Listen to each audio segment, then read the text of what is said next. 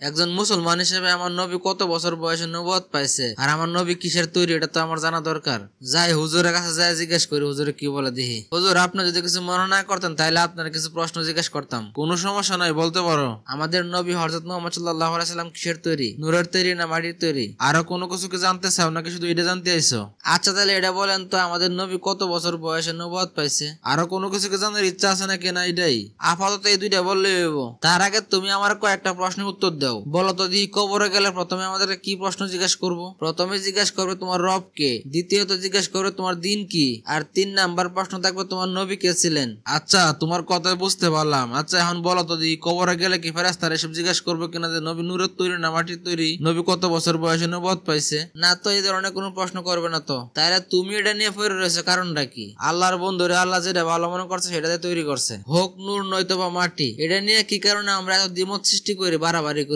আচ্ছা হুজুর আমরা সাধারণ মানুষ তাহলে কি করবো? আপনারা এক এক হুজুর এক এক রকম কথা বলেন। কোন কোন হুজুর বলে মাটির তৈরি, আবার কোন কোন হুজুর বলে নূরের তৈরি। আপনারা হুজুরের মধ্যে যদি এত মত থাকে তাহলে আমরা সাধারণ মানুষ কি করবো? যেগুলো আমাদের জীবনে জানা দরকার সেগুলো তো আমরা জানার চেষ্টাও করি না কোনোদিন, আর যেগুলো না জানলে আমাদের কোনো সমস্যা হবে না সেগুলো নিয়ে আমরা পড়ে তাই বেশি। তারপরে হুজুর আমরা তো মুসলমান, একটু জানার খুব ইচ্ছা আর কি। আচ্ছা ঠিক আছে, সমস্যা নাই, আমি বলতেছি। তার আগে তুমি আমার কটা প্রশ্নের উত্তর দাও। তুমি আজকে সারাদিনে কয় ওয়াক্ত নামাজ পড়ছো? হুজুর আমি সারাদিনে এক তো নামাজও পড়ি নাই। হায় রে হতভাগ্য কপাল পরা মুসলমান, আল্লাহ নামাজ ফরজ করছে এরপরে তোমরা নামাজ পড়ো না। নবীজি দুনিয়াতে চলে যাওয়ার আগে সবাই বলে গেছে নামাজ পড়তে, আমরা এসব কিছু করি না। আমাদের প্রত্যেক মুসলমানের উচিত আল্লাহর হুকুম নবীর সুন্নত পালন করা এবং 5 ওয়াক্ত নামাজ পড়া, মিথ্যা কথা থেকে বিরত থাকা, গীবত খাওয়া থেকে বিরত থাকা। কিন্তু আমরা এসব কিছু না করে কি করতেছি? অন্যের সমালোচনা করতেছি, অন্যের পিছনে পড়ে রয়েছি। আসলে সাধারণ মানুষটা কি দুশ্মু, আমরা হুজুরাই তো ঠিক নাই। এক হুজুর লাগিয়ে থেকে আরেক হুজুরের পিছনে, এক হুজুর দেখতে পারে না আরেক হুজুরে। দেখা গেছে এক হুজুরে ফতুয়া দেয়, এক দলের পক্ষে যা আরেক দলের বিপক্ষে যা, আর সাধারণ মানুষ যারা আছে এই ফতুয়া শূন্য বিভ্রান্তিকর অবস্থায় পড়ে। তাইলে হুজুর এখন আপনি কোন, আপনারা হুজুরা হুজুরা যদি লাগিয়ে থাকেন তাহলে আমরা সাধারণ মানুষ কই যাবো? আমরা শিখমুই কি আপনার কাছ থেকে আর আমলই করবো কি? তুমি যেটুকু জানো সেটুকু কি আমল করো?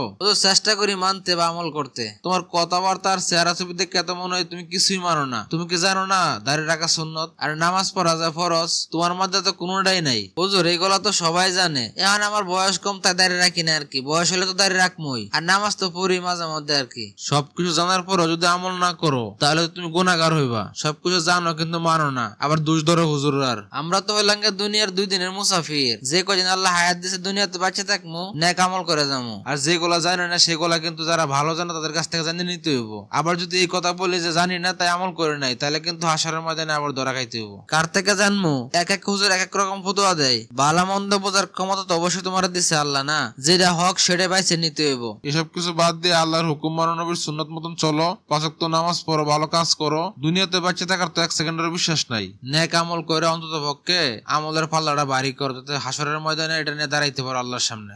আচ্ছা ঠিক আছে হুজুর, আপনার কথা মতো চলার চেষ্টা করবো।